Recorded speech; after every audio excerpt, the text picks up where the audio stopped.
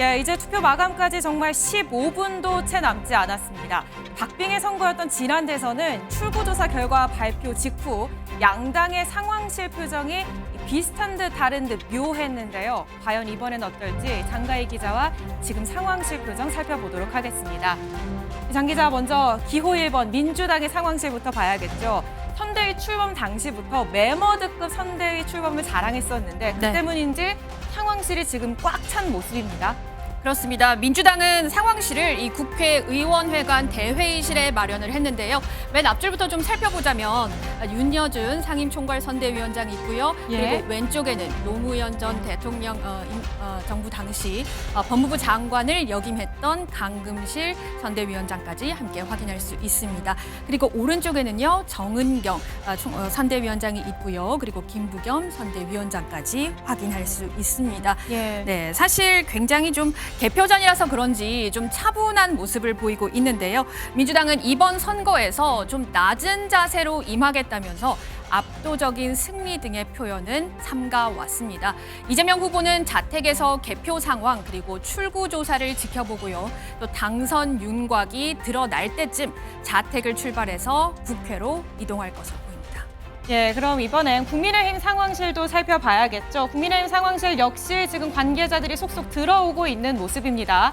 네, 그렇습니다. 국민의힘은 이 국회 도서관에 개표 상황실을 마련했는데요. 지금 악수하고 있는 모습, 양향자 선대위원장 모습 확인할 수 있고요.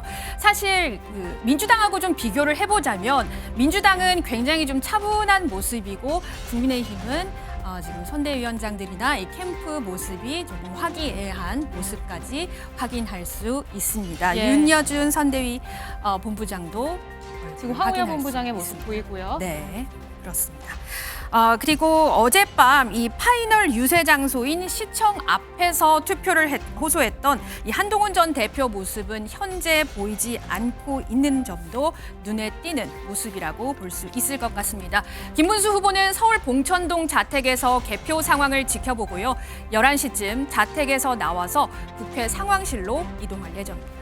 예, 선대위에 참여하지 않았던 한동훈 전 대표의 모습은 보이지 않고 있는 상황인 거고 개혁신당의 상황실도 살펴볼까요? 좀 차분한 모습인데요. 네, 그렇습니다. 맨 중간에 천하람 상임선대위원장의 모습이 보이고요. 그리고 뒤에는 전화를 하고 있는 김철근 사무총장 모습까지 확인할 수 있습니다. 그리고 왼쪽에 얼굴이 조금 잘렸는데 이주영 선대위원장 모습도 보이고요. 그리고 개표 상황을 지켜보면서 굉장히 차분한 모습을 볼 수 있습니다. 그리고 이준석 후보는요. 역시 동탄 자택에서 출구 조사를 확인하고 추후 상황실로 이동할 것으로 보입니다. 예, 이제 출구 조사 결과 그리고 예측 조사 결과를 앞두고 있으니 마지막으로 각 당의 관전 포인트를 하나씩 짚어보도록 하겠습니다. 민주당부터 가볼까요? 네, 민주당 같은 경우에는 사실 굉장히 좀 몸을 낮추는 모습을 보이고 있긴 하지만요. 여론조사 공표가 가능한 기간 직전까지 민주당이 우세했던 게 사실이죠. 그래서 대선에서 이 승리를 한다면 당 안팎에서 과반 득표를 할 수 있을지 관심이 주목됩니다. 50%가 넘는 득표율, 임기 초 국정 동력의 크기와도 비례한다 이렇게 볼 수 있을 것 같은데요.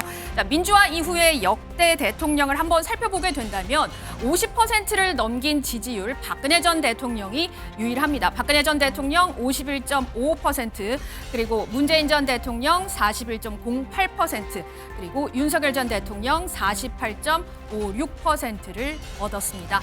다만 이 과반 득표를 얻기 위해서는 이 험지, 그러니까 부울경과 대구 경북 또 중도층의 표를 얼마나 많이 얻어오느냐가 관건입니다.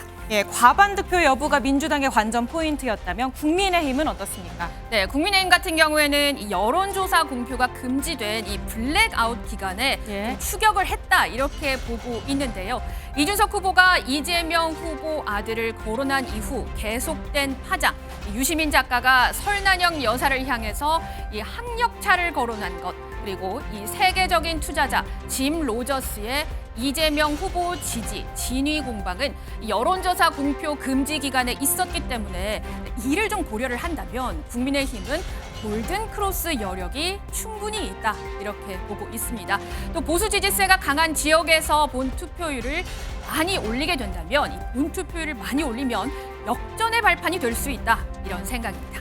예, 막판 보수 결집으로 골든 크로스를 이뤄낼지가 국민의힘의 관전 포인트였습니다. 그럼 마지막으로 개혁신당의 관전 포인트도 살펴봐야겠죠. 네, 개혁신당은 두 자릿수 득표를 할 수 있느냐 없느냐 이를 한번 살펴보시면 될 것 같습니다.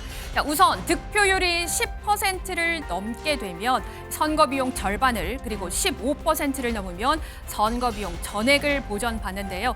경제적인 의미뿐만 아니라 정치적으로도요. 보수 정당으로서 존재감을 부각할 수 있는 계기가 될 수 있을 것으로 보입니다. 예, 두 자릿수 득표율을 이뤄낼지 살펴보도록 하겠습니다. 지금까지 장가희 기자였습니다.